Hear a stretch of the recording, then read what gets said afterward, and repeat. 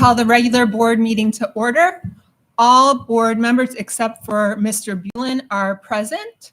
Dr. Singh, would you please lead us in the Pledge of Allegiance to the flag? I pledge allegiance to the flag of the United States of America and to the republic for which it stands, one nation, under God, indivisible, with liberty and justice for all.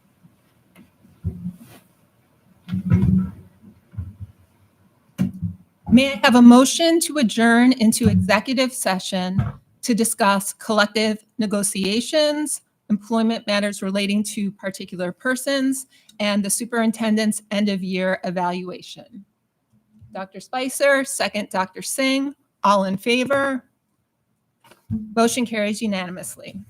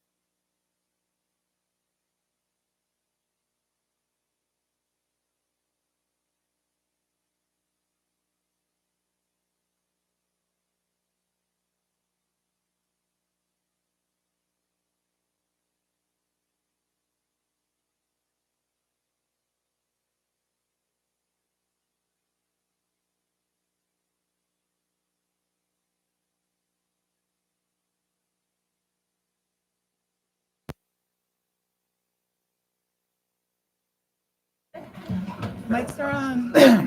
You got 16 more in me. It's fine. I'm thinking my brother. May I have a motion to return the regular board meeting to public session? Oh, you got it. Ms. Bleckinger, Mr. Manna, all in favor? Motion carries unanimously. As we return to public session, all board members are present. Vice President Poulin. Yes, I move the adoption of the following resolution. Resolved that the Board of Education of the Williamsville Central School District, upon the recommendation of the Superintendent of Schools, hereby approves the separation agreement and general release discussed during the immediately preceding executive session, including the resignation of the identified staff to become effective as of June 1st, 2025. So we have a motion by Vice President Poulin, second. Mr. Manna. Any discussion? All in favor? Motion carries unanimously. Good evening and welcome to all in attendance. Please be advised that in the event of a fire and emergency and an evacuation should be necessary, an alarm will sound. Please note all marked emergency exits and evacuate well away from the building. At this time, we request that everyone turn their cell phones and other electronic devices to silent. Thank you. Dr. Brown-Hall, I turn it over to you for item number 3, recognition. Thank you very much, Board President.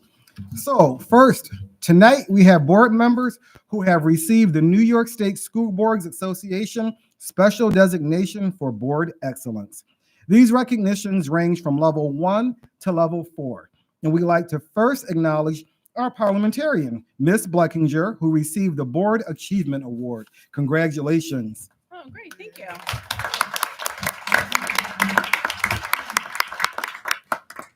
And when Nick gets back, we'll do pictures, okay? Are you going to do pictures, Dave, or wait? Okay, then we'll announce everyone. And our Vice President, Maureen Poulin, received the Board of Excellence Award. So this is phenomenal. These are nice.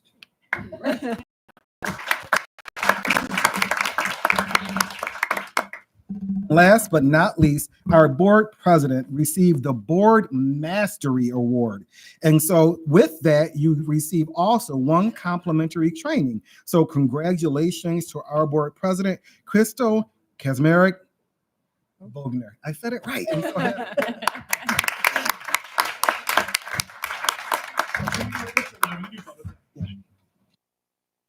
First 2, please.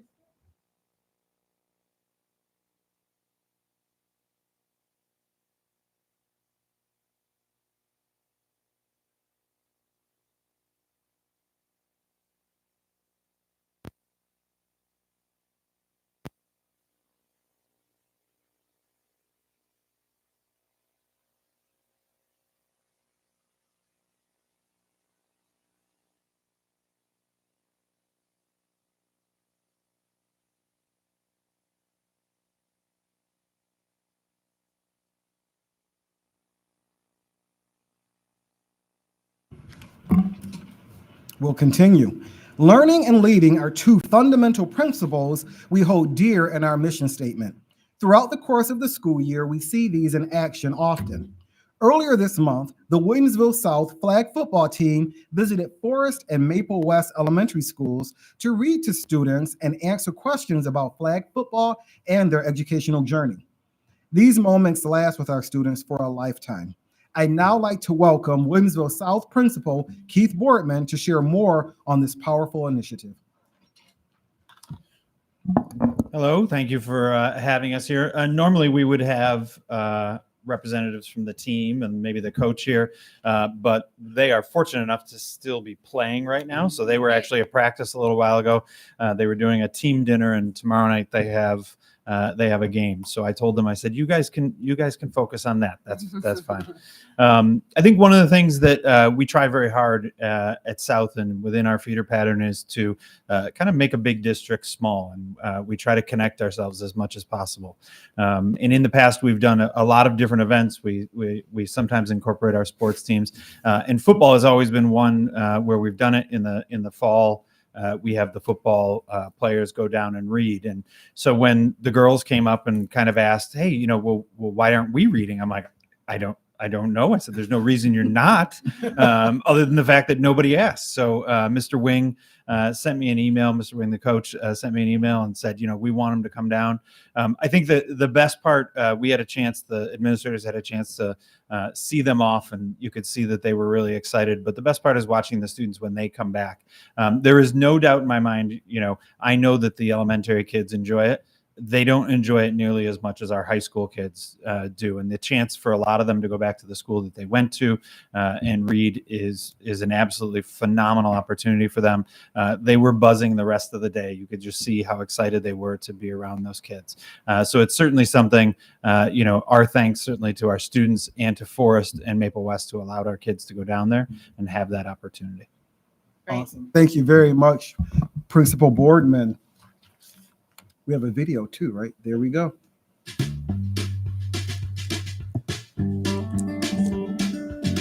Lion, lion, what do you hear? I hear hippopotamus snorting in my ear. The Williamsville South flag football team, every year we like to read to the kids. Elementary school is like one of the most, I feel, fundamental parts of school. And you learn so many lessons through books and stories. And it's just really nice as a team to come back and give lessons to little kids and just take that time out of our day. Look who's coming. It's Black Eyed P, QRS, and Loose Tooth T. Maple West was my elementary school. I loved it here. We were so excited to do this, and we were thinking about it all week. And when it came to this morning, we were all just so excited to come read to the kids. I loved it. The kids were awesome. The connections we made with them, they were just so excited. And, they're just happy to see you there, and you're happy to read to them. And it's just all smiles all around. It's just great. This is my favorite book. That's why I picked it. It's crazy. It's surreal because 7 years ago, I was walking through this hallway as a student. Now I'm like, wow, I'm in high school. I'm going to be a senior next year. It's kind of like a blast of the past coming back here, and it's awesome to be back. Going into Mrs. Spiegel's class was like a full circle moment. I can remember when I was younger sitting on the carpet and having her read to me. And now that I'm sitting and I'm reading to her class, I was just like, this is so nice. And she is just as sweet as I remember her being, just overjoyous, smiling. It's just really nice. A big bug bit the beetle. Can you guys say that? Big bug bit the beetle. Look, you got it. Lyra was in my very first kindergarten class at Forest Elementary School. I distinctly remember her because she's cheerful, wonderful, amazing and inspiring girl, even at 5. And now I get the privilege of having her come back and read to my kindergarten class. And it's a very powerful and wonderful moment because I know that teachers do have an impact on the students that they teach, and it's just seeing what they become. Some things take days, months, or years to get right. But if you keep leaping, dreaming, learning, trying, you'll do all the things you can't do today. Lyra is going to do nothing but good things in this world, and the same I can say for looking at the roster of those girls on that team. And I think we're just so lucky to be in a district track where our younger students see what they could become. We have such a beautiful community and amazing opportunities that we get to come back and we can see our teachers and see all these students, and they can see us and be like, oh, I can get there because if they went here and they were a student, then I can get there and be just like them. That's awesome. Thank you very much. Next, we have a truly special recognition. We are proud to have professionals who are dedicated to ensuring our faculty and staff have the tools and skills to meet the needs of all of our learners. In our district, we pride ourselves on being lifelong learners. Linda Ruay, the district's Director of Professional Learning, embodies what this means on a daily basis. This year, she was recognized by her colleagues as the School Administrators Association of New York State Region 12 Director of the Year. It is a well-deserved honor and award, a testament to her 14 years of professionalism, leadership, and mentorship in our district. At the end of this year, Linda is also retiring. Tonight, we wanted to take the opportunity to show our thanks and gratitude to Linda through the voices of those she has made an impact on. Let's take a look.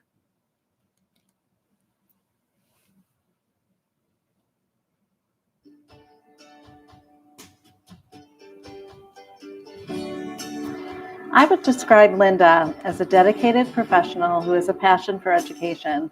She has endless amounts of energy. She is knowledgeable in everything that she does, and she really inspires people to do their best each and every day. I would describe Linda as knowledgeable, passionate, and intentional. All the work that she does, she's put so much research and time into gathering information to be able to share out with us. And you can truly see her heart in all that she does. Linda is kind, she's supportive, and most of all, she's inclusive. She creates spaces where people feel like they're truly a part of the community. They feel valued and motivated to contribute to the community that she has set forth. She is one of the smartest people I know. She's so funny and charismatic and truly cares about creating a culture where all students and staff feel respected and valued. Linda is the guiding light in our department of a veteran leader who never gets too high, never gets too low, always looked for ways to have a positive outcome, whether it be something simple or a complex issue that took weeks and months to resolve. Linda's always been that role model that everyone really looked up to. Patience. The most important thing I've learned from Linda is patience and grace. And there's days that this job is very challenging and we're dealing with hundreds of people simultaneously, but she has a way of giving her full attention to the person she's working with, and that's something I always aspire to do in my work. The most important value I have learned from Linda is to be true to oneself, to show compassion when needed, and to always stay committed to what you are doing, no matter what.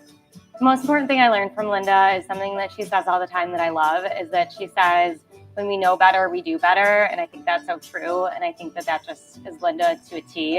And she's always looking to gain new knowledge. And that's what she's taught me.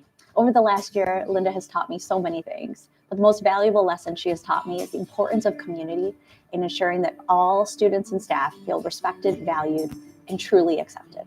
She has taught me to stay true to who I am. She has taught me to be a teacher of integrity and compassion and always be part of a community that is welcoming and loving. Linda has impacted my professional learning and career because the way she teaches and models the practices that she's sharing with the staff through professional development is the same way she would want us to implement it in the classroom, and to be able to see those exact methods and ways have really shown that it's doable and you can put it right into practice the next day. She embodies a growth mindset. I mean, in everything she does, she faces that challenge head on. That growth mindset has really allowed Linda to be a positive face within our department, within the district, as she works with teachers, administrators, and others each and every day. Linda impacts my professional learning career almost by the minute. She's available to me at any minute that I walk over to her office and is always willing to set aside anything she's working on to support me and help me out. And I know she does that with others as well. And it's just truly remarkable and something that I try to emulate in my practice as well. An impact on my career is immeasurable. From a professional standpoint, Linda's provided so many resources for me and the team to just work with teachers, get better, provided me with resources from the PD world that I never knew existed, whether it be a guest speaker for a meeting or just working in community circles. My message to Linda is to enjoy your retirement. You've put so much time and effort into all the work you've done here in Williamsville. Beyond professionally, you've put your heart into the people you work with. Thank you for all of your guidance and leadership over the last year. I wish you all the best and look forward to continue collaborating with you in the future. My message to you, Linda, is to enjoy every minute, enjoy your family, enjoy Bethany Beach, enjoy Disney, enjoy all the vacations and trips you're going to take, enjoy the adventures of your grandchildren. My message to Linda is to please enjoy retirement and to not worry about us. We know that she'll always be here.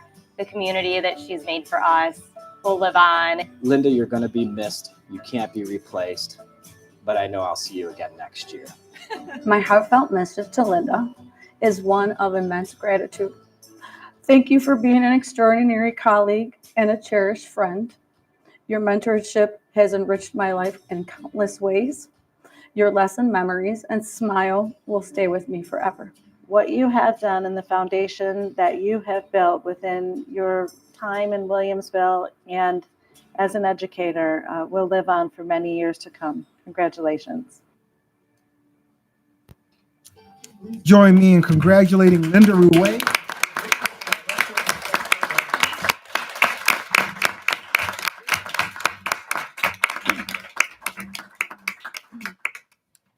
Well, that was unexpected. I promised Karen I wasn't going to cry, but I didn't know that was going to come first. So I don't know that I'm not going to cry. Good evening. Thank you to the Board of Ed and to the leadership team for this recognition. It's certainly an honor for my friend and colleague Karen Greco to have nominated me for the Saney's Leadership Award, and equally to have been selected by the Saney's Region 12 Awards Committee to receive the Director of the Year Award. But it is also a great honor for me to have the Williamsville School District recognize this accomplishment and honor me this evening. In my acceptance speech at the Saney's Awards dinner, I spoke about the role of community in my career, the ways in which I've contributed to the various educational communities that I've enjoyed membership in, and also the ways that those communities have supported me in my work and therefore share in any success that I've experienced. So for 14 years, now I'm cutting to the end of that speech. That was much longer than this is going to be. For 14 years, I've had the privilege of membership in a number of Williamsville communities. I've been a member of the Williamsville District community broadly, as well as a number of Williamsville District committees led by Dr. Brown Hall. More specifically, I'm a member of the instructional team, a community of dedicated service-oriented district educators and leaders led by Dr. Balin. Through this community, I've enjoyed the additional benefits and responsibilities of membership in the Williamsville Directors Association. And while I'm not a formal member of their specific communities, I've had the privilege of working in community with our principal groups, our assistant principal groups, their faculties, the WTA, various induction cohorts of teachers new to the district, my community of teacher mentors, the PTA, and others. To each of these Williamsville communities, I brought my commitment to their important work, and in turn, I've been well supported by them. I treasure my Williamsville colleagues as work partners and as thought partners, and I acknowledge and appreciate the role that they've played in my career. The morning before my awards dinner, I was reading a New York Times article called Believing and Belonging, written by Lauren Jackson. And I stopped when I got to the words, people need to be in strong communities to flourish.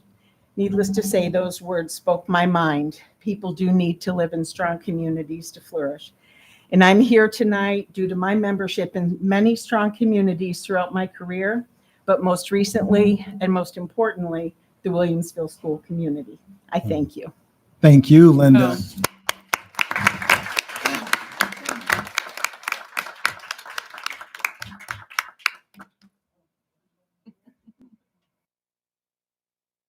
I don't like.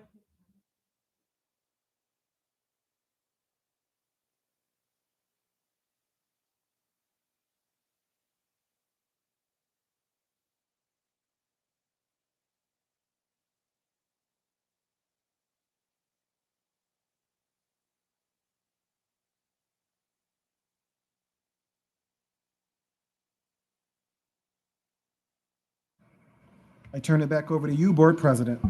Thank you. Are there any board acknowledgements this evening? Mr. Bulin.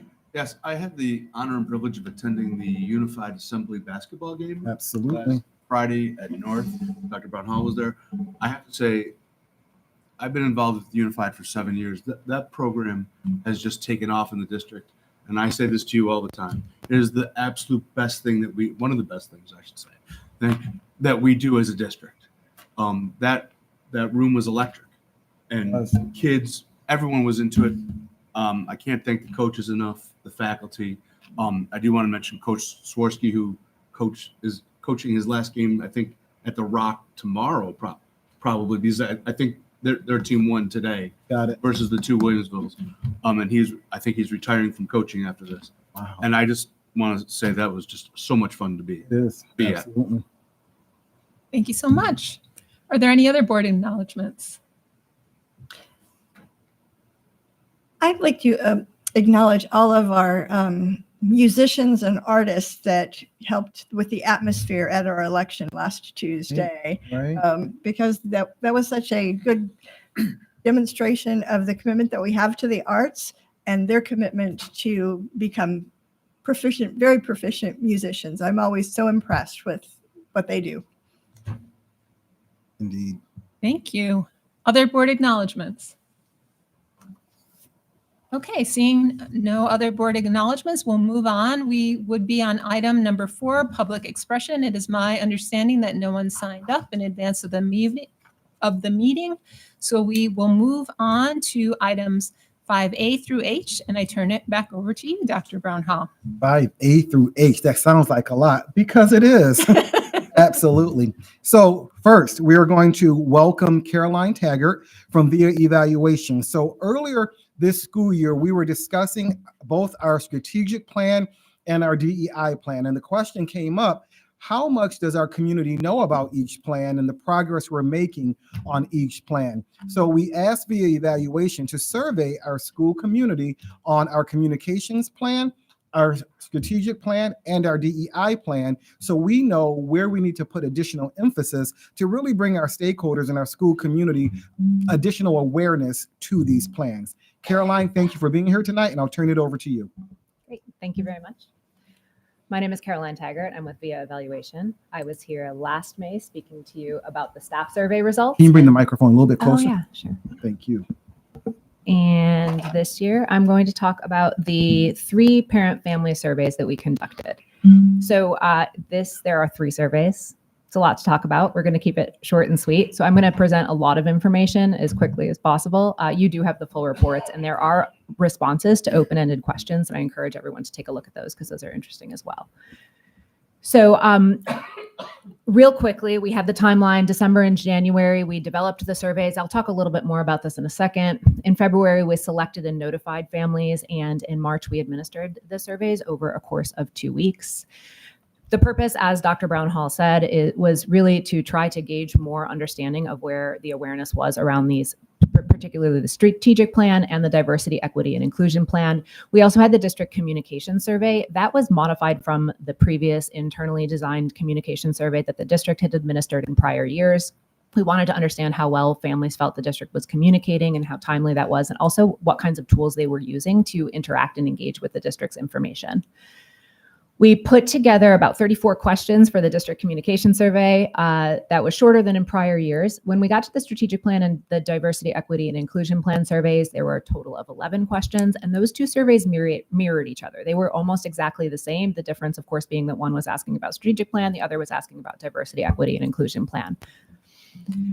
We did not want to send 3 surveys to every single family in the entire district. So instead, we identified the heads of household. We got about 6,100 email addresses, and we selected 3 groups at random from that list.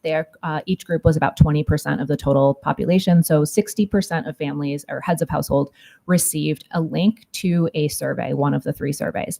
In March, Dr. Brown Hall's office sent out a notification to all of the heads of household, letting them know about the survey and the survey process, and saying you may be randomly selected to complete one of these surveys, and we'd invite your participation, which always helps with response rates.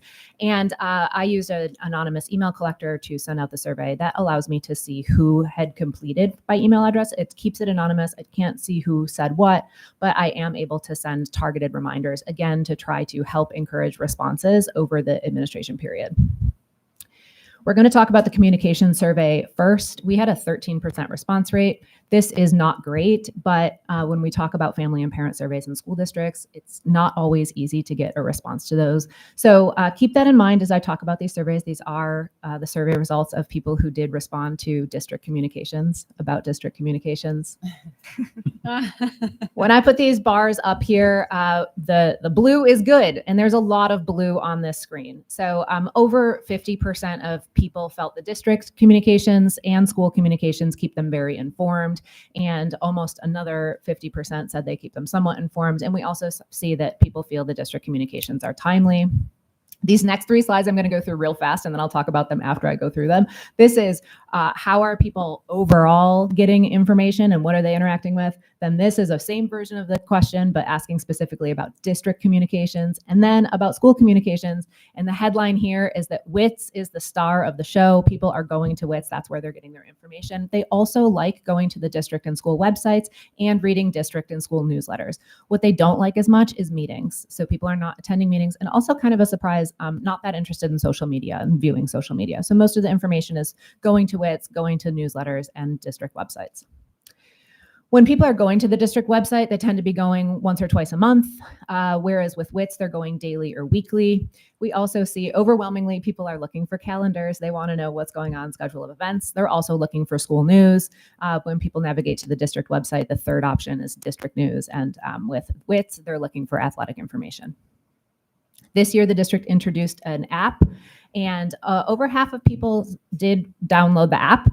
Among those people, we asked, how often have you used it? And we did have about a third of people who said never, but 2/3 of people are engaging with the district app. The final questions we wanted to know were around ease of use and ease of finding information. And again, there's a lot of blue on the screen for all of the tools, the district website, WITS, and the mobile app. And WITS, again, used most often and is easy, very easy to use for people. So now we're jumping to the plan surveys. We had the strategic plan survey and the district diversity, equity, and inclusion plan surveys. Again, these mirrored each other, so the questions were really the same. We also saw very similar responses. I'm going to point out where there are some differences, and then you'll see those as I go through this. So we had I'm sorry, I should have said we had a slightly higher response rate on this. It was 15%. So we found that 72% of families said they were aware that the district had a strategic plan. That means 28% of people said they didn't even know the district had a strategic plan. Among those who said they were aware, it was a very small percentage, a total of 11%, who said that they knew what was in the strategic plan. So we asked all of the people in the top 2 bars of this chart. So if people said, I didn't know the district had a strategic plan, or if they said, I am aware they have a strategic plan, but I have no idea what it says. We asked them, how would you like to engage with this going forward? Like, how would you like to find out more information? And here I'm going to point out a difference between what we saw here on the strategic plan survey versus the diversity, equity, and inclusion plan survey.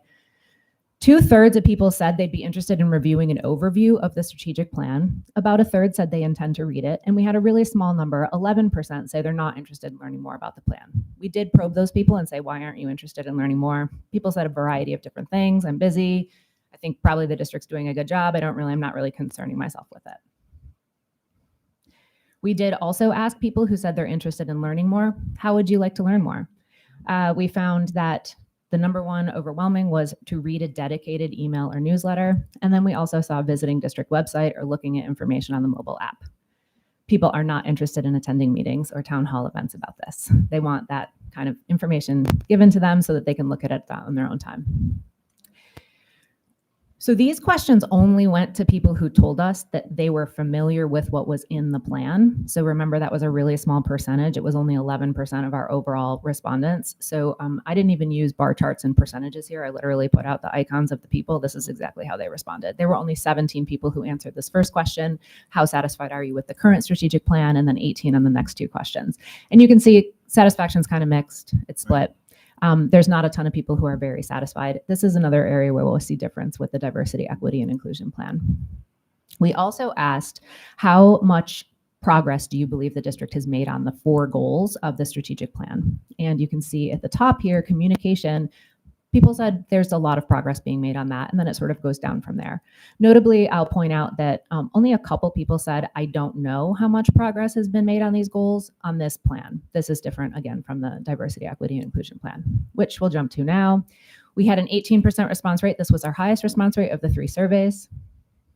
We found out that 80% of families are aware of the existence of the diversity, equity, and inclusion plan. That is higher than the awareness of the strategic plan. And interestingly, you'll notice those bottom 2 bars on the blue bar chart, I'm familiar with the plan and I'm familiar with the details of the plan, are almost twice as high as what we saw with the strategic plan. So people are more familiar with the contents of this plan versus the strategic plan. And then the big difference is down there in the pie chart in the corner. So you'll see there, if you remember before, that orange section, I don't want to learn more about the plan, was only 11% with the strategic plan. With diversity, equity, and inclusion, it was 3.5 times that. We did ask those people why not, and the vast majority of them said they don't believe that the district needs a diversity, equity, and inclusion plan. That's why they don't want to learn more. When we asked how would you learn more, this is exactly the same as it was with strategic plan almost. So we're seeing a repeated pattern here. People want to get information through a dedicated newsletter or website, and they're not really interested in attending meetings. Satisfaction levels for the diversity, equity, and inclusion plan were actually a little bit higher than the strategic plan. And what was a lot higher was the very satisfied category. So we only had like 1 or 2 people who said that they were very satisfied with the strategic plan, but here it was about a quarter of the respondents. They were also very satisfied with a quarter of people were very satisfied with the extent to which the community has been informed and the extent to which the community has been engaged in the process.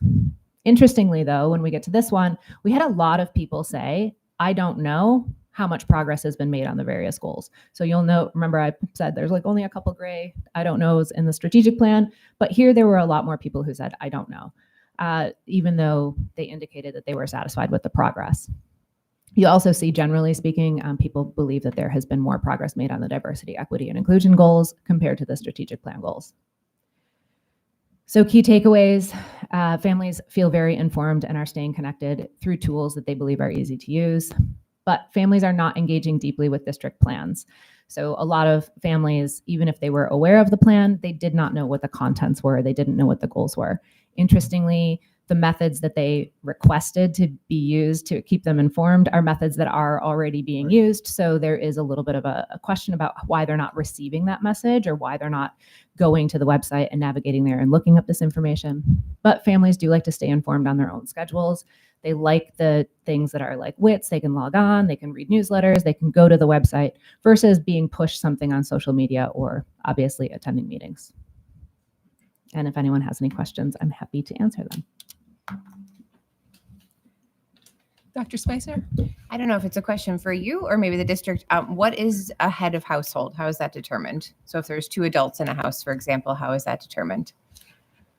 Nick is the one who provided me with that list. So I'm very. Because we worked with IT on it, and Yeah. I can't remember how that was identified. Okay. Yeah, I think my understanding is, and this is from I work with a lot of school districts. My understanding is that usually there's a designation of a primary contact within a household. And so we wanted to make sure that we had a list of primary contacts versus having, both people within a household be contacted about the survey. Ms. Fletch? You're going to probably have to pull the mic down. Compared to other districts, you said you work with a lot of districts. Do they have a higher level of acceptance rate? No. The response rate? The response rate, yeah. So there's a huge variation. 30% response rate, though, with a parent-family survey is a great response rate. 20% is around more average. We did a big project with about 20 districts in the southern tier, and our response rates ranged from 20% to 30%, or I'm sorry, 2% to 30%. So it does span it. I will say parent and family surveys are the most challenging. I do surveys of all different types of populations, professional groups, all different types of things. And parent and family surveys in schools and districts are the hardest to get responses. We have talked to people about that. I joked with Dr. Brown Hall. I said, I'm a parent in East Aurora and I haven't filled out surveys, and what I do for a living is surveys. Like I always feel terrible when I don't do it, but people are busy. And so it is very hard. But there are ways to improve those that we work with districts on. When we spoke to Ms. Taggart about how to improve it, and a lot of private companies offer incentives, right? And that's something, because of taxpayer money, we can't, give a gift of public funds or give gift cards to have their surveys completed. So that's one of the reasons why we're not able to get a larger response rate. Mr. Manna. Thank you. Really, just a comment. I think it's one of your first slides. You talk about families feel informed by district and school communications and think that these are timely. 97% responded. Do you think district communications have kept you very informed or somewhat informed? How much better can you get than that? The next question, do you think school communications have kept you very informed or somewhat informed? You're 94% think that they are. And I'm part of the communications committee, and so is, I think, Mr. Morales, Mr. Filipowski. And what we hear time and time again is, not from parents and from other stakeholders, is I can't find the information. I don't know where to look for the information. There's too much information. which I don't know if you want to dial back too much information, because then you start dialing back people's access or people's, ability to get that information.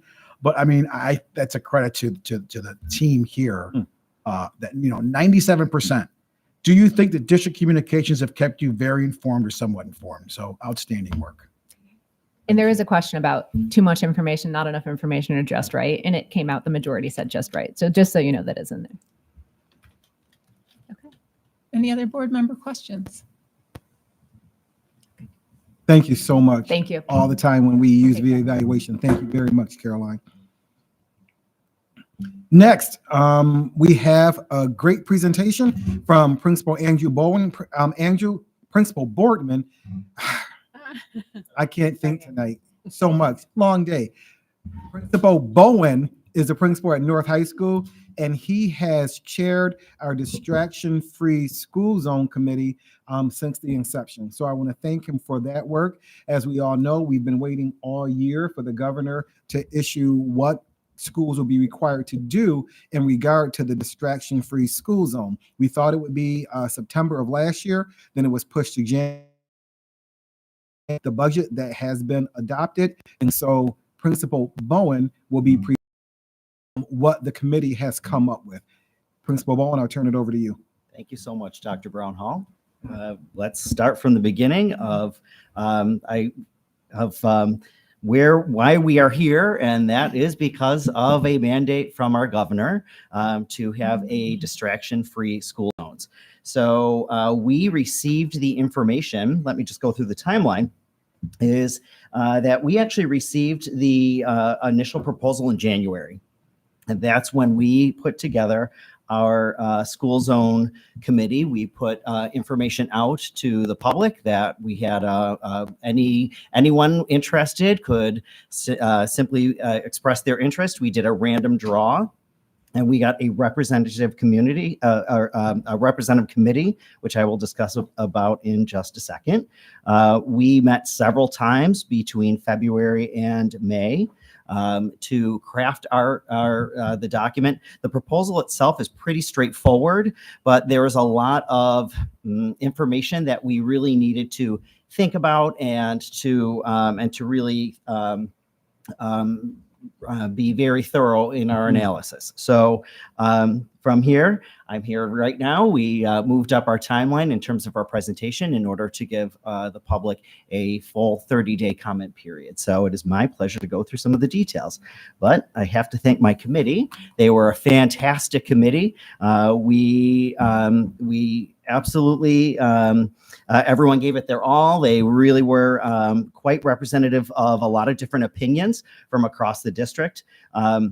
And I will point out that many of our final thoughts or final decisions really came from our students. Our two students that were on the committee were very helpful in finally getting to our final proposal. I do have to give a shout out to DSP, who is the student from South. He is going to be one of the student board members, and you will get the pleasure of working with him. And it was a wonderful committee to work with. So thank you all. So we wanted to really, when we started our committee, we didn't actually look at the proposal right away. We wanted to focus on our why. Why are we doing this? Other than the governor said that we have to do this. We used the Anxious Generation as an anchor text, and there is a full CBS News video. We're going to play a little clip of it right now. The whole video is about 10, 12 minutes long. It is on our website. It is definitely worth the time. It gives you a great synopsis of the whole book. And thank you. It's about a 1.5-minute clip. He grew interested in the ways the modern world was changing his students. That research led to the Anxious Generation, where Haidt argues kids were first made weak by overprotection for mostly imaginary dangers, then given devices that gobble up their attention and let parents keep even closer tabs on them. So who has a phone, their own phone? We checked in with 6th graders in Manhattan and the New York suburb of Port Washington. How many people have a phone? Haidt calls this the Great Rewiring of childhood. You make the case that this is literally rewiring people's brains. Yes. Think about neural development. Think about a brain. The neurons feel their way out and they develop based on feedback from experience. But what happens when kids, instead of playing with blocks and each other, they're on screens all the time? You're radically changing the inputs. Kids are now growing up in a sea of screens. He says this rewiring, which started around 2012, And he can't stop his hands from swiping. created the anxious generation. There's a tidal wave of mental illness, and it's especially anxiety and depression. And tragically, we see very much the same pattern with suicide. And this is what happens after 2010, more than doubling of the suicide rate. And the author's argument is that all of these rates of depression, anxiety, and suicide rates coincide with the advent of the forward-facing iPhone. So why do we want a distraction-free learning environment? According to the Pew Research Center, 72% of high school teachers think that cell phones are a major distraction in classrooms. You can certainly see on the graphic, 33 for middle school, 6 in elementary school. So teachers have our concern about cell phones being a distraction. There's a growing concern about technology and the impact on mental health. There is a lack of regulation from tech companies. Teachers will talk about wanting to have more of a focus on face-to-face interactions. As you know, or as you may know, my Williamsville journey, I spent the last 10 years at Country Parkway Elementary School, and now I'm back at the high school. I started at North High School. That's one of the major differences that I see in the past 10 years, is that students are in cafeterias on phones, not engaging with each other. Even though phones were accessible, and students certainly were using them, something has definitely changed. So, and of course, we have a desire to keep kids as safe as possible. We want to decrease harm and violence. So some research that has been pulled for our consideration here is that 95% of teens have a smartphone. Teenagers use smartphones for an average of 4.5 hours a day and about 43 minutes during school time. Teens receive a lot of notifications on their phones, about 237, and about a quarter of them come during the school day. When students get a notification, it is that dopamine cycle then starts all over again. It's a cheap hit of dopamine. You put the phone down, and then you need more dopamine, and it's that addictive nature of, that we have with cell phones. 53% of tweens and 69% of teens reported using social media, that social media distracts them when they should be doing their schoolwork. So what are some of the effects of phone use? I already mentioned the dopamine hit. The addictive nature of phone use is associated with poor academic performance, as well as depression, anxiety, low self-esteem, low life satisfaction, and loneliness.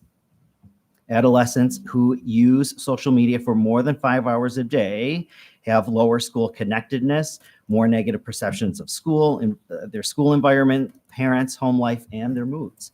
So remember back in the day, and I'm going to quote Linda Rouet, when you know better, we should do better. Do better, absolutely. So back in the day, smoking or non-smoking, right? We learned that there's negative effects of secondhand smoking. And eventually in our culture, in our societies, we've eliminated smoking in restaurants. So I would like to make an argument that we are in the start of a cultural shift about using our cell phones. Again, the author of Anxious Generation indicates that this is a rewiring of our students and our student brains, that we might want to think a little more careful of what we're doing. So now let's get back to the specifics and the nitty-gritty of our specific distraction-free school zones policy that we are putting in place here. It is a full school day ban, bell to bell. Now, some people thought like bell to bell, is that like the beginning of first period to the end of first period and then the beginning of fourth to the end? No, it's the full school day ban. So student use of personal internet-enabled devices and the associated headphones and headsets are going to be prohibited during the school day, including instructional and non-instructional times. So this is to ensure that no distractions arise from personal devices during instructional and non-instructional periods. So personal internet-enabled devices include, but are not limited to, and I'm not going to read the list. The committee had a great time trying to come up with as many examples as we could. This is where our middle school teachers who had just finished some of the New York State testing, and they have to read all of the things that are not allowed in the classroom. They were very helpful. So again, we want to make sure that our list was extensive. So let's talk about storage. Where are we going to store these devices? We spent a lot of time talking about this at our committee level. For elementary, it seemed that the most logical fit was if students bring any internet-enabled device, that it needs to be stored in their backpack and turned off from the time they enter the building until the time that they leave. For middle and high school, again, the conversation bloomed and took a long time to get to where we ultimately wound up landing. We had conversation of, should we have a collection of phones at the beginning of the school day? Do we lock them up in first period? Do we give students some sort of storage container where they hold on to it the whole day? Do we just say, put it away, I don't want to see it? And we ultimately landed on storing phones in lockers. And this is where that point where I said about our students, they actually were the ones that said, if it's on me, if it's in my book bag, if it's in my pocket, I'm going to use it. I thought that was really interesting and pretty wise and very honest of our students to say that. So we also wanted to go with an area of trust. The vast majority of our students are going to follow the rules and follow the expectations. That's what we have here in Williamsville. So we wanted to also put together, or we wanted to go with the angle of, we are going to trust that you are, to trust you as much as possible. So that's settled on placing your your phone off and in a locked locker. Okay, there are exceptions that were in the governor's legislation. The first, you can use your personal internet-enabled device authorized by a teacher. So, and this needs to be for a specific educational purpose. So just because it's study hall and you have nothing else to do, does not mean that you can go on your phone and play video games. This does include personal owned laptops. I've had several questions throughout the months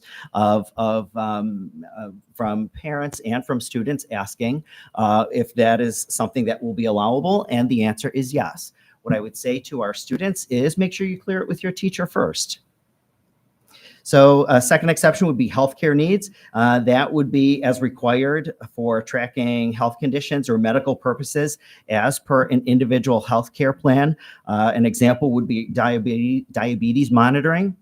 Our fantastic school nurses are able to put together individual healthcare plans and communicate that well with all students, teachers.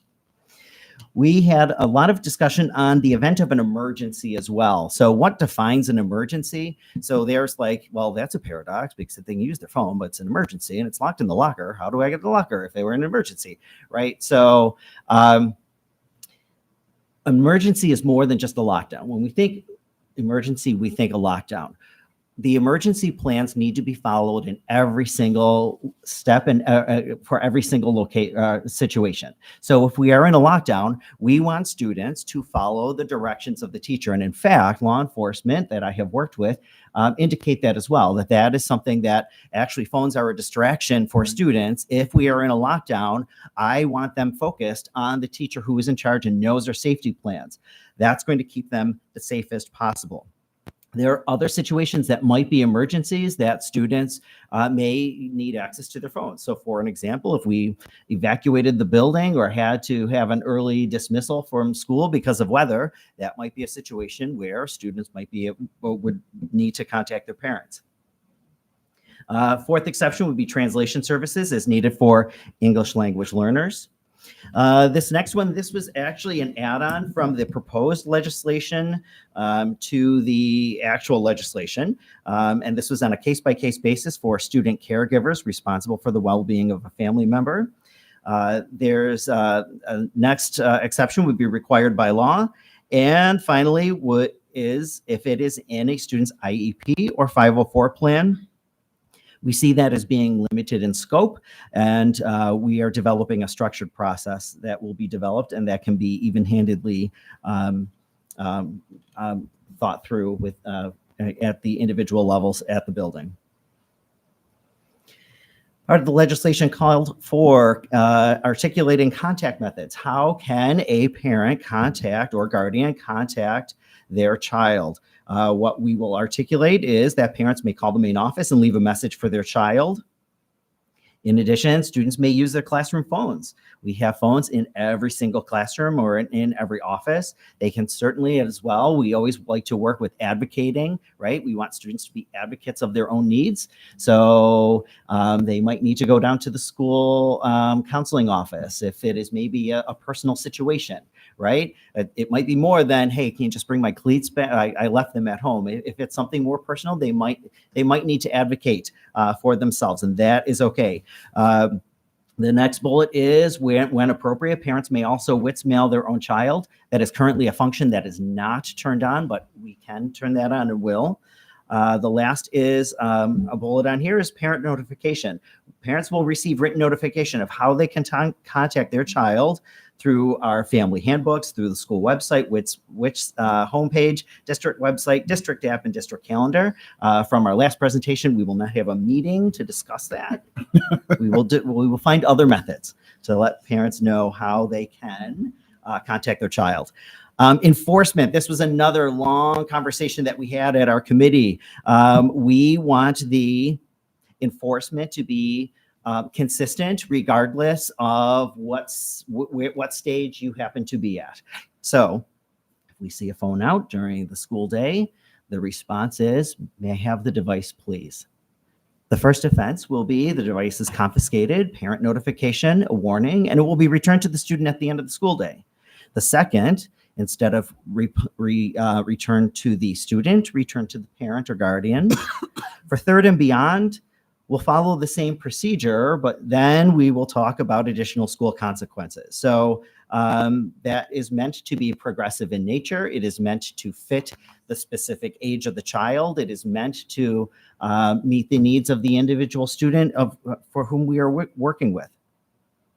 We do want to say that a refusal to comply will be considered in subordination, and at the middle and high school level, a day of in-school suspension will be assigned for refusal to turn over a device when asked by an adult. A little more on notification. Another question that has been asked, are you going to use pouches? So in my research, I have I spoke to a few different principals in Western New York that have different bands. The one principal that I did speak to, currently they use the Yonder pouch.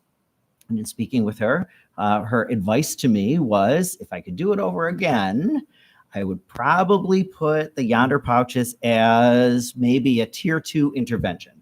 Meaning that I wouldn't use them right away with everyone, but rather, if needed for students who might need a little more support, I would consider using it at that point. So that is what we are going to be doing as well.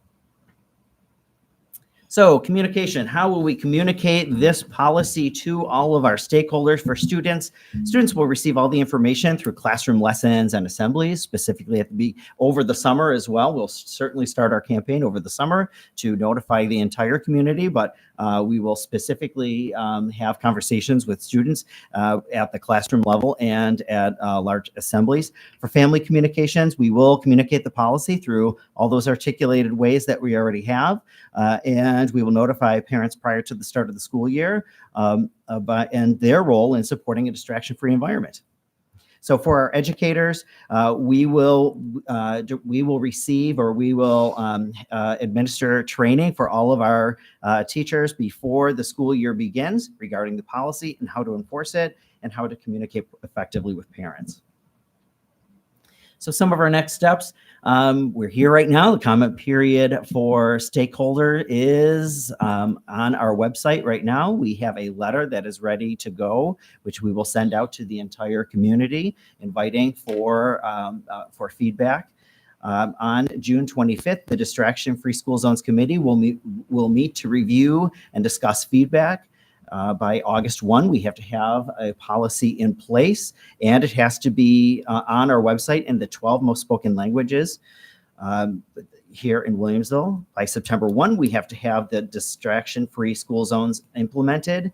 And every year after that, we do have to publish a report on our website detailing the enforcement of, including demographic information of that policy. And I'm ready for any questions that you may have. Thank you very much, Principal Bowen, for chairing the committee and then providing this presentation and then the details of that policy for consideration. Thank you very much for that. You're welcome. Board member questions? Thank you for your thoughtfulness. You're welcome. Mr. Bulin? Okay, I'm a teacher, real world. This is putting a ton on the teacher's plate. Yep. And how that is going to work in the classroom, I can only imagine. Johnny, give me your phone. Yeah, no. How does that work? Like, I can only imagine my own classroom. I've seen it happen. Sure. So as with any rule that we have in school, it is a shared responsibility. It just can't be your principals and assistant principals, right? Running around the school. Right. It is theirs, needs to be communal leadership. Certainly our teachers as well. Why we wanted to be as, and this is also part of the training that we will need to do with our teachers on what are our expectations. For that, what does that look like? And training of how to engage with students, right? This should not be like the last thing we need is an argument situation, right? It needs to be transactional, almost in nature, right? Your phone, please. No, put it away, right? And then you move on, and then that student is referred, and we will follow up certainly as needed. The one other principal that I did speak to started a band mid-year, to which I asked all of those questions. And actually, it's independent. We actually have a very similar strategy. That was one of the questions that I said is like, tell me how this worked. How did we, like, what was the burden, right? Because again, we've gone for the last 8 or 9 years with allowing students to use their phones during non-instructional time, right? Quite a change. And they did their change midway through the year. He reported that his building is louder all of a sudden, right? All those great things that are there, right? But I asked specifically, like, how much? Like, what did this look like? How many refusals did you get? How burdensome was this on your teachers? And like anything, the first few weeks weren't really that great, right? And which I would expect. But if we're consistent, right, in our messaging, if we're consistent in our enforcement, that this too shall pass. And that was really my next question. I'm a teacher. I know that I enforce something she may not. Right. And that's where the trouble it breaks down. Yeah. Correct. And that's almost unstoppable. Like, you can't. Correct. Because no one wants to be the mean teacher, right? No one wants to be the heavy. Right. But I think this is, which is also why we are asking students to put their phones in their locker. So we have, right, it shouldn't even be out, right? That's going to be the start of the conversation. That, and to your point, consistency is absolutely key in all of this. And I would say that would be the consistency regardless of anything, whether you're writing a pass to the school store, right? Some teachers don't, some teachers do. It just creates problems. So if we band together, if we're united and we are a united front, and that would be the job of the principals and assistant principals to articulate that message and get everyone on board, it makes it a lot easier. Dr. Spicer? Mr. Bowen, thank you. I want to say thank you as well for all the time and research you've put into this, and for the presentation itself. I had a lot of logistical questions, and some of which you've answered. So one of them was the WITS mail. We can't currently email our students, so thank you for addressing that. I appreciate it. So one logistical question, one timeline question. The storage in lockers. I'm Mhm. curious of the 2 high school students represented. Did they discuss issues with lockers, mechanical functioning issues of lockers? Why, yes, they did actually. Wonderful. The Can we student talk from about that? South, yeah. So the student from South actually did an informal survey of, and this is why it's so great to have student members on the Board of Education, Yep. right? We're going to be very fortunate. He did actually an informal survey of, do you know where your locker is? Do you know your combo? Do you use your locker? He found a third, and a third, which was actually pretty striking to me. A third actually know that where their locker is and actually know the combination. Like, I was thrilled. Like, a third already know. Great. Right. A third have like no idea. Locker combo. No, nothing. And then a third were in that middle of, maybe I know where my locker is. Maybe I don't know my combination. So your question. So yes, students absolutely spoke to that. I will say that in general, that mechanical issues with lockers, typically, and again, this was I just took a 10-year hiatus, and like one of the major changes that I've noticed is students don't use their lockers, right? It is, I think, and from what I've been told, it is the post-COVID phenomenon, right? Of maybe it was social distancing and just something that just stuck around. Because at some point we couldn't use lockers. And so, kind of like stuck with us, right? That's something of a tradition now that has carried itself through. So back when I was originally at North High School, and locker issues really stemmed from, you have everything in that locker, and it is so jammed packed. There is like, you can't even like shut the door, right? So those were the mechanical issues that we have. What we absolutely know is that, and again, according to my very informal survey given by DSP, is that 2/3 of our students are not going to be familiar enough with their locker. So we do need to build that into our first days of school, reacquainting yourself with your locker. Mm-hmm. Yeah. And I asked that, and Dr. Brownhall did also acknowledge it too, because some of the, I'm not DSP, but some of the student feedback from, I only got North and South, but just also lockers, the built-in locks, they jam often. Apparently there's something you can do with a pen cap to unjam it. I don't recommend, but there is some mechanical things to think about. And obviously, tardiness issues and things like that with locker usage, that sure, it is a shocking culture shift from going from middle school where locker is a must to high school where hardly anybody uses it. It's wild. Yeah. So, and speaking of a lot of there are going to be, the smoking versus non-smoking, right? We're going to have to do a lot of cultural rethinking, and then our behaviors will most likely change due to that. Right. Another convenience factor is that if I'm a teacher, it's really easy for me to say to my students, okay, grab your phones. We're going to play a Kahoot, right? Because the phones are so easily accessible and we can, right? And we're all on it. Now we're going to have to say, oh, let's use our Chromebooks, right? So that's an additional step of getting out of your seats and getting a Chromebook and logging into the Chromebook, right? So we're just going to have to rethink things differently. Same thing with announcements at the end of the school day, right? Where golf practice is canceled, right? Well, the coaches are sending those to remind you. We don't get as many of those announcements anymore. We're going to have to rethink how we communicate with our students and how we learn and how we teach. Yeah. I just had one more, the timeline question. Obviously we are all handed a wonky timeline, let's say. So with exceptions, and I can only speak specifically to just the IEP 504 timeline, a lot of students have already had their committee on special ed meetings. So what are our thoughts on navigating that if somebody is wanting to discuss that in their CSE meeting? Yeah, so it would need to be a requested review that would have to, I would encourage any families to reach out to their child's case manager and to initiate that conversation. We certainly will have we'll have a procedure and process that we will have in place that we're working on and vetting at this moment, and we will have to do requested reviews. Mm-hmm. As any at any time, CSE can always meet. Yeah, just wanted to, for the sake of the table, say there's not a process in place yet. Not yet. Yeah. Mm-hmm. Mr. Biscaglia? I'm not jealous of you having to do this work. So a couple questions. Number one,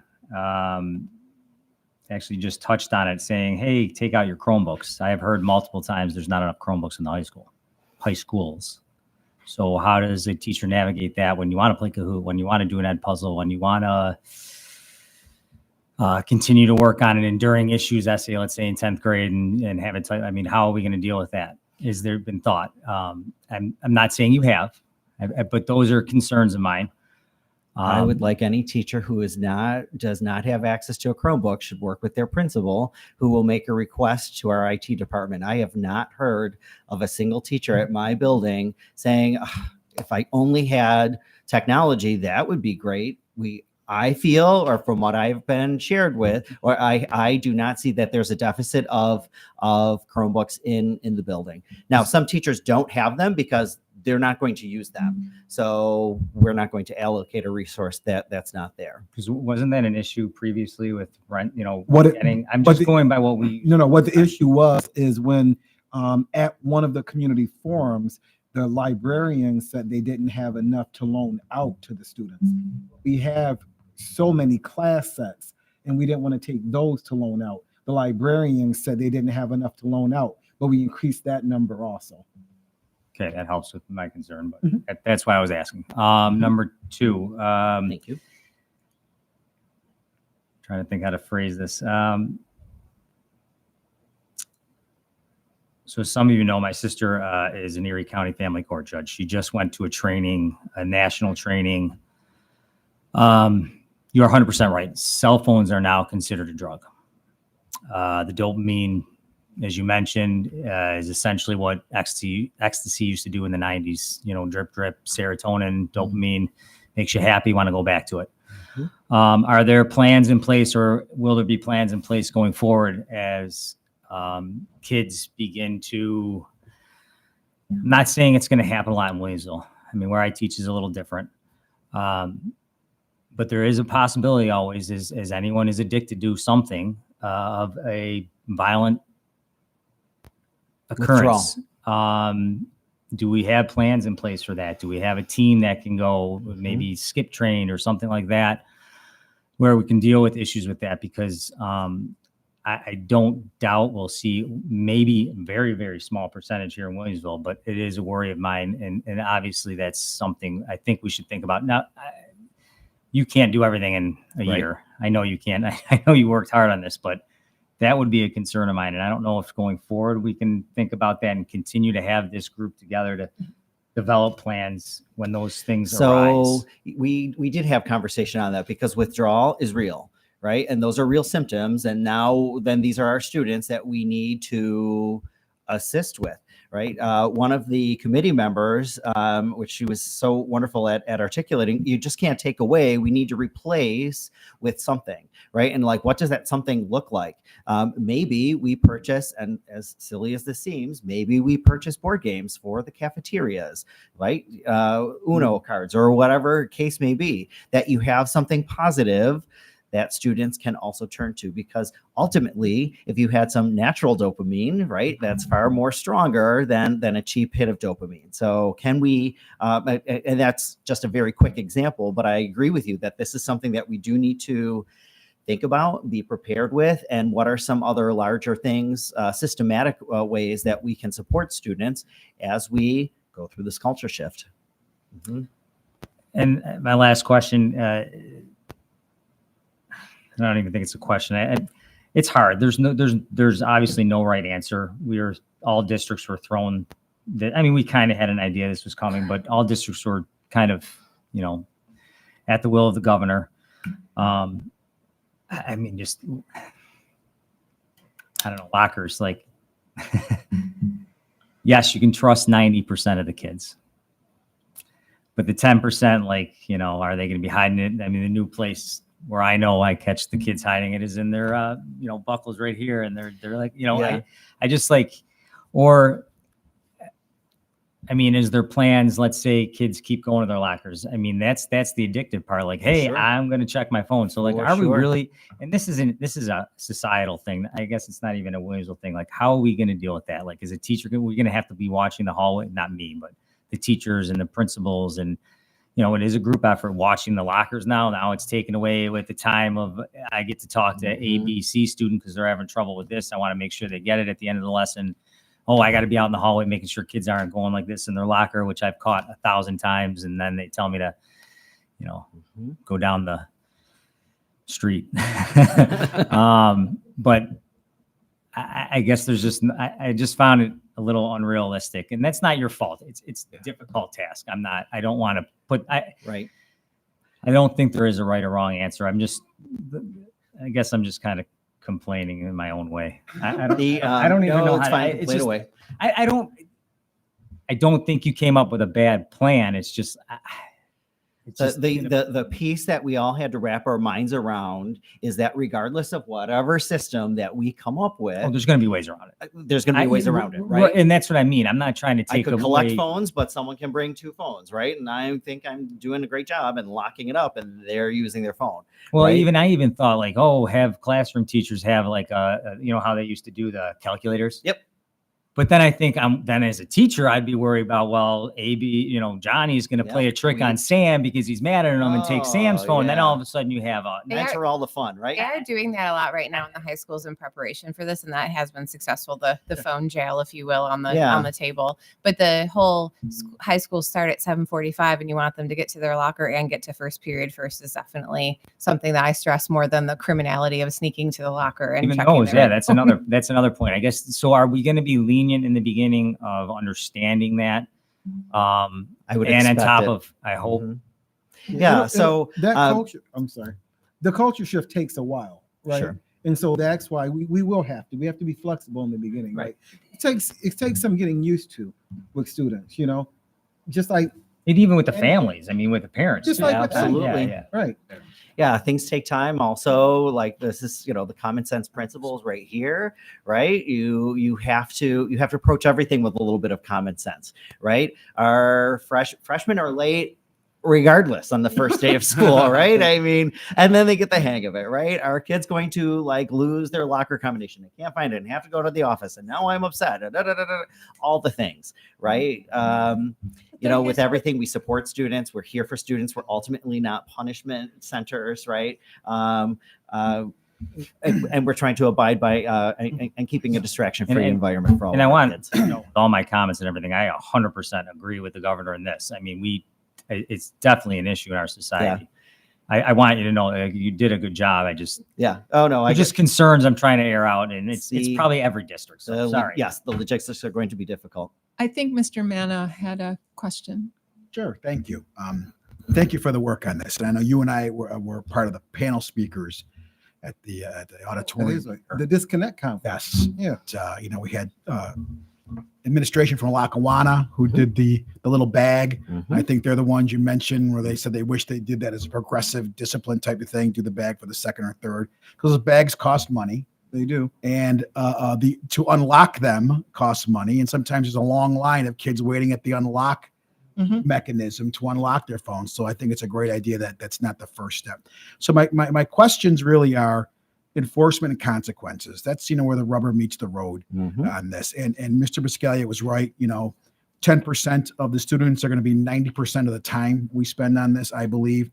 So just let me ask you a few questions and then you can answer them. So when you say first offense, device confiscated, parent notification, a warning, return to student at the end of the school day. If I'm a student that has early dismissal, is that an end of my school day or the school day? I'll ask my questions and you can answer them. Second offense, then the third offense also, it says return to parent. I'm a parent who works till 7:00 at night. When do I get my kid's cell phone?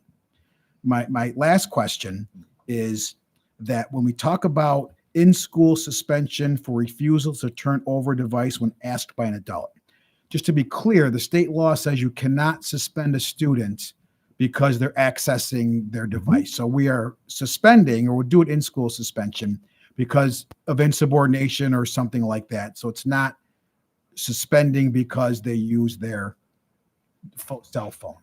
So those are my questions. Sure. So I would say if a student has an early dismissal, we will return to the end of their day when they are leaving the building. Again, applying a little bit of common sense, right?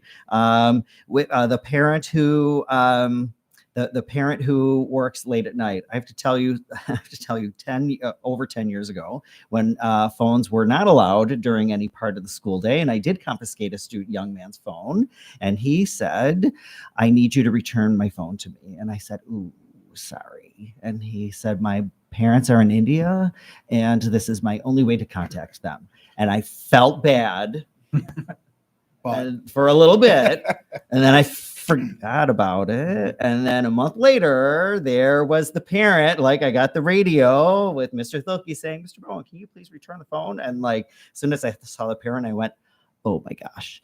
And the parent said, "Thank you for holding my child accountable." Now I realize that this is going to be an exception to the rule, but that was a nice way. It turned out well, but there are some times where those are going to be some real situations. We are obviously going to ask the parent to make time available in order for them to come in. And I think you have to.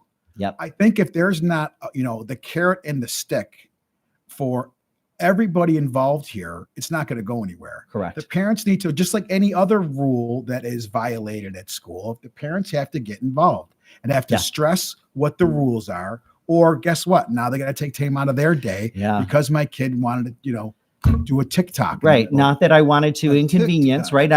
Right. Yeah. Yeah. No.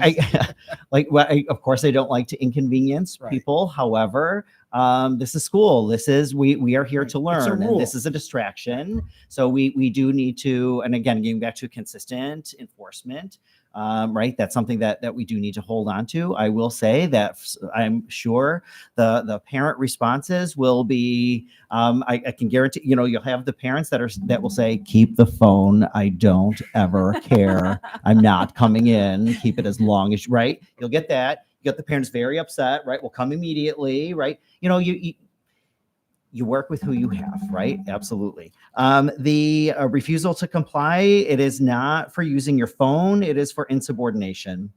So the in-school suspension would be for insubordination, refusal to comply with an adult's directions, not for use of the phone. Thank you. You're welcome. Dr. Singh? Thank you, Principal Bowen. I think most of the questions I had already asked. Mm-hmm. Did have one clarifying question. It could be yes or no answer. So in effect, we are banning laptops. We're banning all the devices on the list, right? Yes. Unless you can use them under the direction of a teacher. So an example is I have my laptop and I'm taking AP Lang. Could I say to my AP Lang teacher at the beginning of the school year, "Do you mind if I use my laptop?" And she'll say, or he will say, "Sure." Right. But we want to encourage the AP students to get used to the Chromebooks because that's what they can use on the exam. Absolutely. Yeah. Similarly, a question about the library. Can I use my personal laptop in the library if it is under the direction of a teacher? So that would be a conversation to have with the librarian. That would be a conversation to have with the library staff to make sure that it is approved. Now, it is also then the teacher's responsibility to make sure that we're using the technology for an educational purpose. Thank you.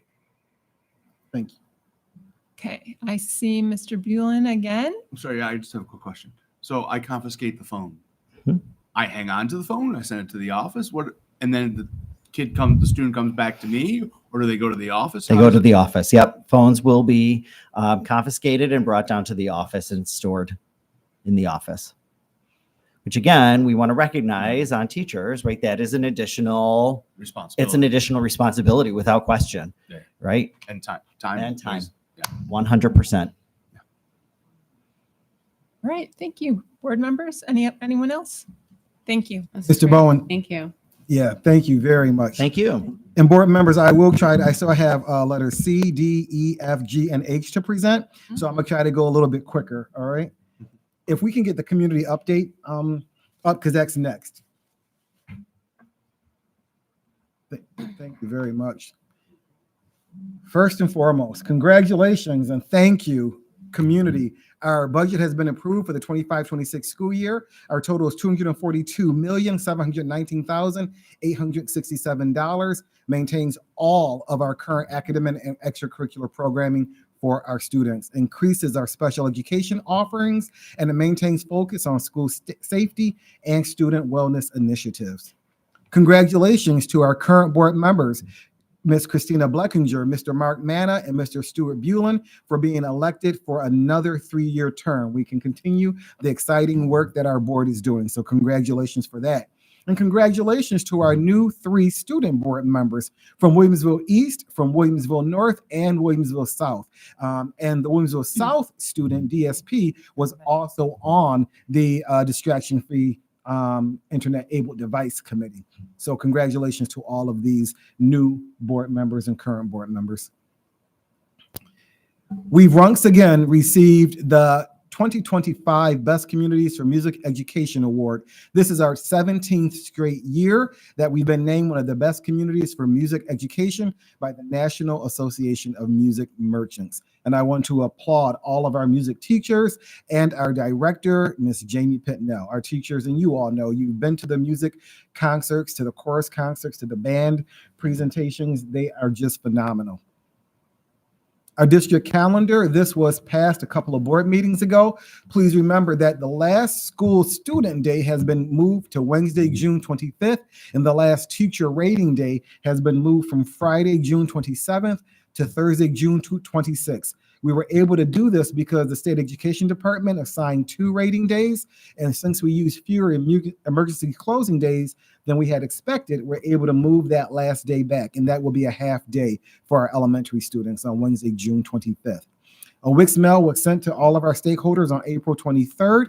It's been included in our weekly and biweekly newsletters, and additional reminders will be sent home the week of June 1st and June 22nd. Say Something Anonymous reporting. Our Assistant Superintendent, Tony Scanzuzzo, will be presenting on this at our June 10th board meeting, but we have partnered with the Sandy Hook Promise and Say Something Anonymous reporting system so that we will have this available in our school district also. Building communication will follow as we prepare for the training, and their information is available on the district and school websites. Once the schools complete their training, their school will be activated in the Say Something Anonymous reporting system, and the training must be complete by Friday, June 13th. We're very excited to bring this initiative to our district. The Community Health Speaks and Department of Psychiatry are presenting at UB the film Can't Look Away. So the UB Community Film Screening and Discussion of Can't Look Away will be June 25th from 5 to 7:30 p.m. It is free and open to the public. It discusses the dark side of social media and its negative impact on young users. You heard some of that in the presentation that Principal Bowen just presented about our distraction-free school zone policy, and this information will be shared in the bi-weekly newsletters. Again, there will be a screening and a discussion on the evening of June 25th, and it's sponsored also by the Jacobs School of Medicine and Biomedical Sciences. Our transportation efficiency study is still available on Wix, and it won't close until June 2nd. We are right now at 57% of our parents and guardians that have responded. This will help us become more efficient in our bus routing for next school year. Reminders will be sent out next week to complete this information. We ask that all of our parents complete this information just so that we can have more efficient bus routes for the 25-26 school year. Our summer school dates and locations are set. I know we discussed this last month. Elementary and middle school will be at Transit Middle School, July 9th to August 19th. High school will be at Williamsville East, July 8th through August 20th. And the special education summer school will be at Mill Middle School, July 7th through August 15th. Information is available on the summer school webpage. Our graduation dates are also set. Our graduation for Williamsville East is Friday, June 27th at 5 p.m. at the school. Williamsville North is the next morning, Saturday, June 28th at 10 a.m. at the school. And then Williamsville South will hold theirs at the school on the front lawn on June 28th also. Did I say January before? No. Okay. I'm like, why am I thinking? June 28th, 6 o'clock p.m. at the high school. Thank you very much. The Alumni Association. So this is very exciting. This is the partnership with the Williamsville Education Foundation. And the board liaison for the foundation is our parliamentarian, Ms. Christine Bleckinger. And we had discussed bringing this forward before. The Williamsville Education Foundation for years has discussed how would they be able to form an alumni association. So in discussion with board member Bleckinger, we discussed having QR codes set up, and Nick Filipowski set those up for us so that East alumni, North alumni, and South alumni can complete a form, and we will begin to build a database. Our high school principals, as part of the extracurricular activities for next year, every school will then have an alumni coordinator, and they are working on that right now. And so we encourage anyone that graduated from a Williamsville high school to complete this form so we can build the database so we can have active alumni at all three of our high schools. Our Regents exam schedule will be in the community update. I know it's also been communicated by our high schools. And the monthly themes for June are Pride Month and Caribbean American Heritage Month. Any questions, board members, from the community update? All righty. Next, we have our Diversity, Equity, and Inclusion update, our annual Wellness, Nutrition, and Fitness report, our Green Ribbon Committee report on the draft application for 25-26, our annual district energy update, and our capital project update.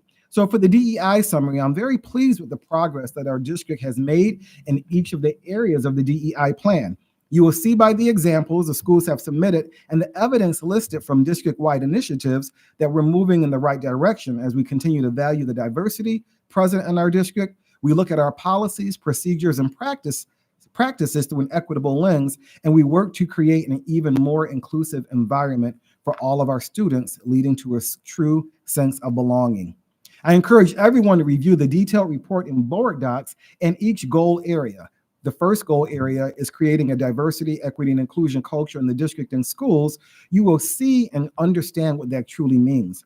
Diversity, equity, and inclusion in the curriculum, where the full diversity of our district community and beyond will be reflected in the curriculum in order to ensure that students will both relate to the curriculum and respect the perspective and experience of others. Raising student voice is another goal, where we honor student voice and have equitable opportunity to participate in extracurricular activities.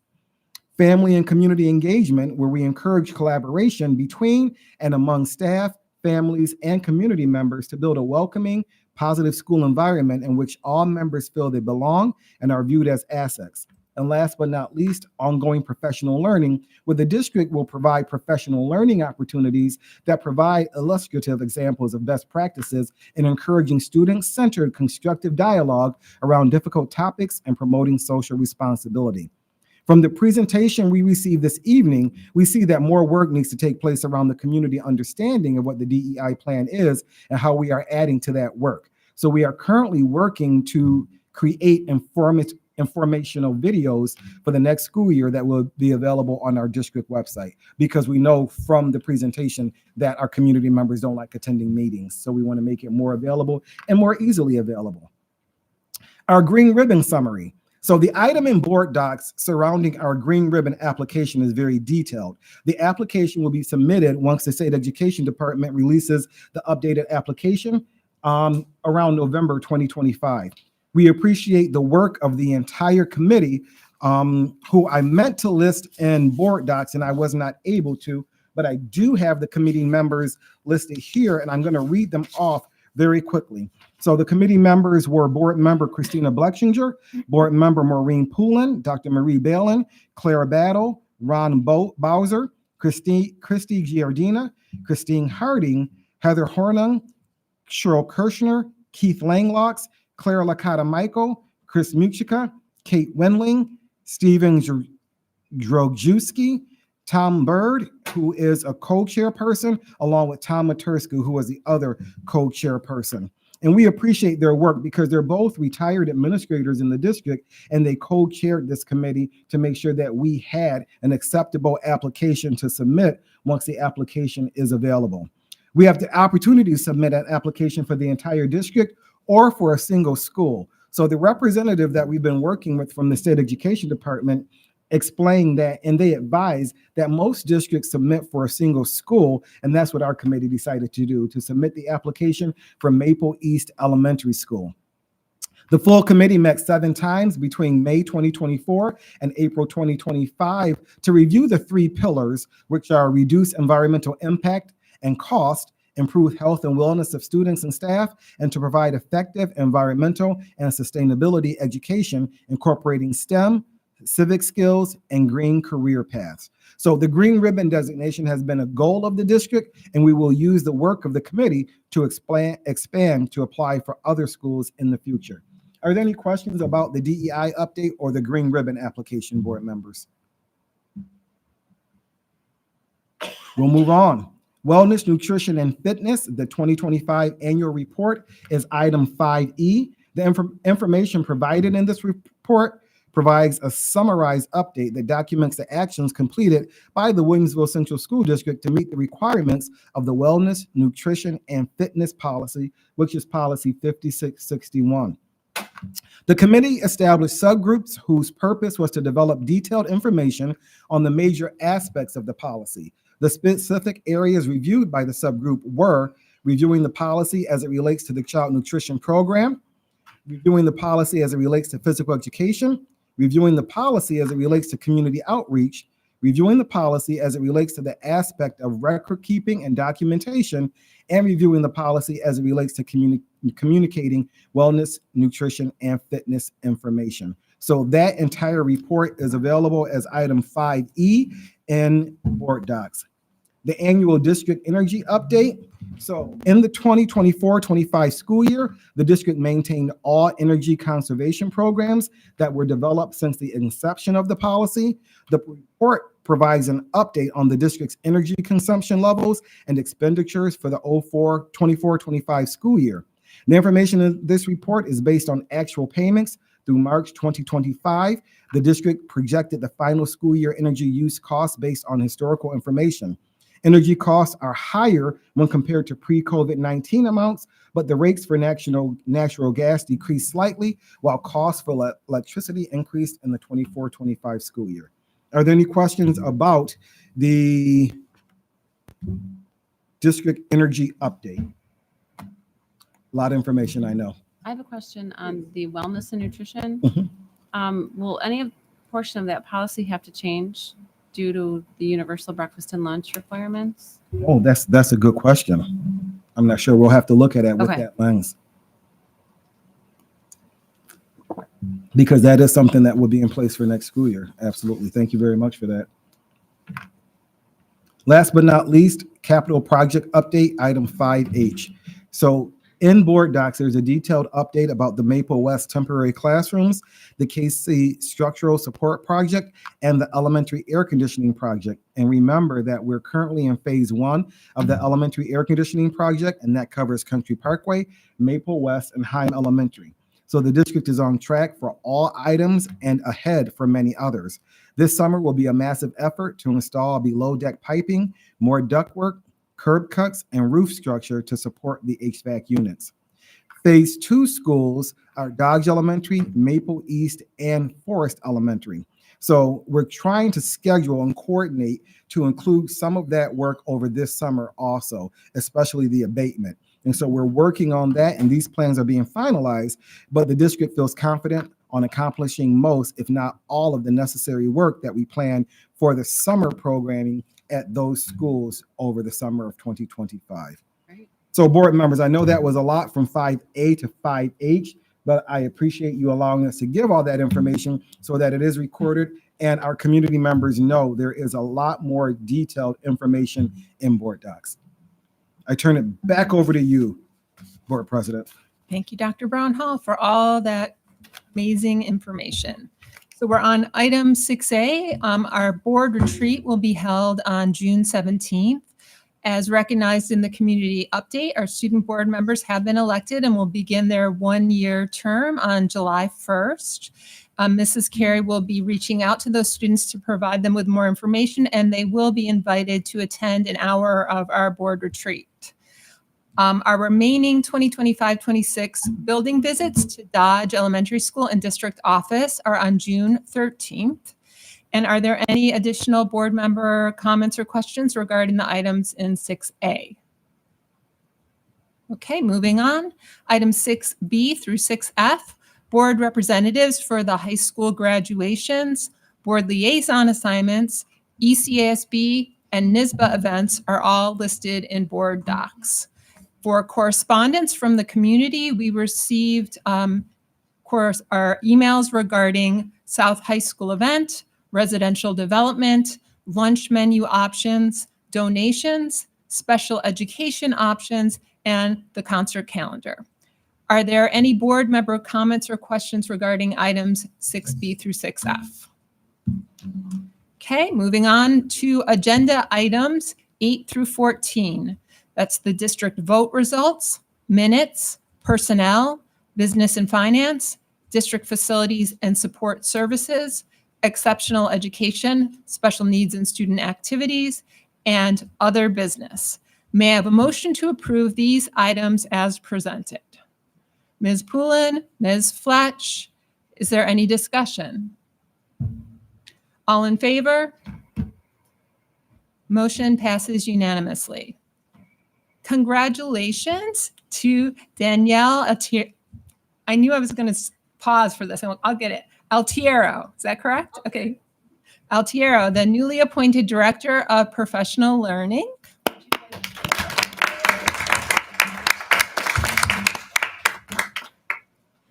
Thank you so much. Good evening. Thank you to the Board of Education, Dr. Brown Hall, the leadership team, and Dr. Balin for approving my appointment this evening.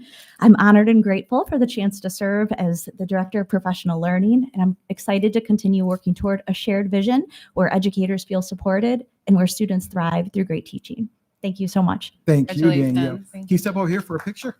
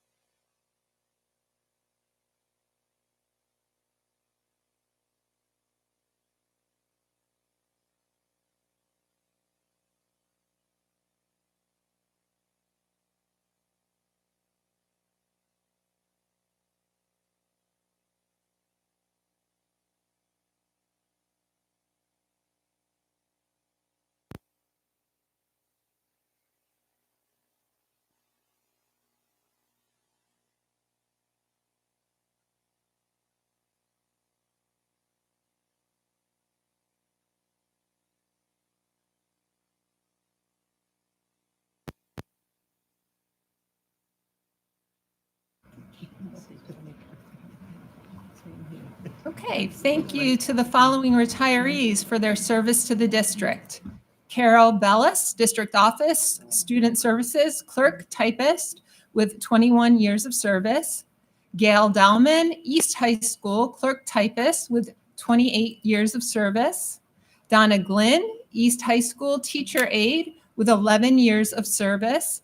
And Deborah Radis, District Office Manager of Educational Technology Services with 18 years of service. Congratulations to all and thank you.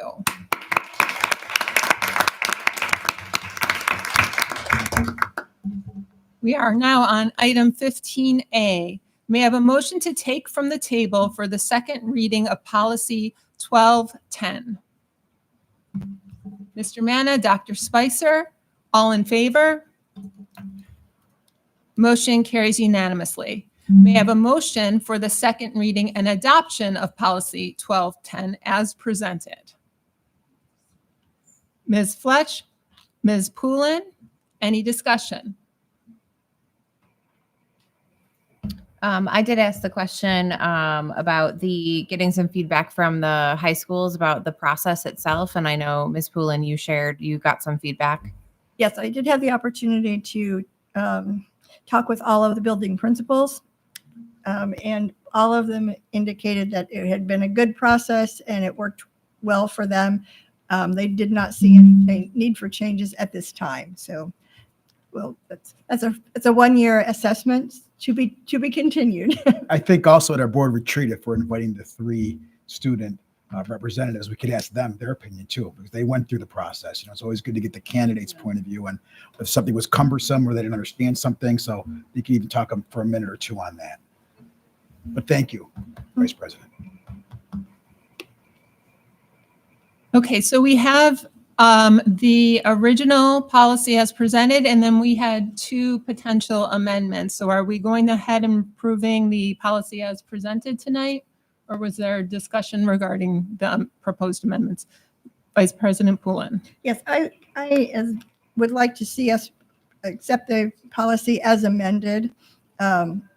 With the first amendment, I know there was another line added as a potential second amendment. I think that's always implied in a policy, that we can always change things going forward. So if we, even though that gives us the prerogative to do that, that's a given for us. And if we would decide we wanted to change something, we would need to go back to the policy and be explicit about what that change was anyway. So I think the First Amendment is satisfactory. Okay, so you are proposing that we accept the policy as amendment, that it's labeled amendment? Yes. Okay. Is there any discussion about that? Actually, I need a second for that. Ms. Blackinger. So I have, we are looking at the First Amendment. I have a first from Vice President Poulin, a second from Ms. Blackinger. Is there any discussion on the amendment only? No. Mr. Manna. I'm confused. Uh-huh. So which amendment are we voting on exactly? Is it the first? Well, the first one in green is the change. Okay, so if you look, it says policy update 1210. That was the original. And then underneath that, it says district policy 1210 proposed amendments. If you open that document, it's the first of those 2 proposed amendments. Yeah, you're in the right one. It's the first one, not proposed. It says amendment one. 1210 and then in Amendment. parentheses in green, proposed amendment. That is the one we are looking at currently. And so the updates would be the strikeouts and the language that is in green. Is everyone clear what we are looking at here? So we're still staying with the student election. That is the standard policy unless changed by the board. Correct. Thank you. Okay, any other discussion on the amendment only? I will just reinforce that 1 year's feedback is good. More feedback is better. Should we need to look at this policy again? Absolutely. Okay, so we're up for a vote now on the amendment. All in favor of the amendment? Okay, motion carries unanimously. And now may I have a motion for the adoption of policy 1210 as amended? Dr. Spicer, Mr. Manna, is there any further discussion? All in favor? Motion carries unanimously. Now we are on item 15B. May I have a motion to take from the table for the second reading of policies 7120 and 7223? Dr. Spicer and Mr. Manna, all in favor? Motion carries unanimously. May I have a motion for the second reading and adoption of policies 7120 and 7223 as presented? Ms. Poulin, Mr. Bulin, any discussion? All in favor? Motion carries unanimously. Item 15C, may I have a motion to approve and adopt the Code of Conduct as presented? Ms. Fletch, Ms. Blackinger, is there any discussion? All in favor? Motion carries unanimously. Items 16 and 17, there are no instruction curriculum or legislative matters to discuss. Item 18, Committee of the Whole. Are there any matters under Committee of the Whole? Seeing none, we'll move on. We are on item 19A. That is our second public expression. I don't believe there is anyone in the audience. Am I correct? Okay, so we will move on from that. Our next regular board meeting is June 10th, and our organizational meeting is July 1st. 20B, may I have a motion to adjourn into executive session to continue discussion regarding the superintendent's end of the year evaluation? Dr. Spicer, Ms. Poulin, all in favor? Motion carries unanimously. We are adjourning into executive session.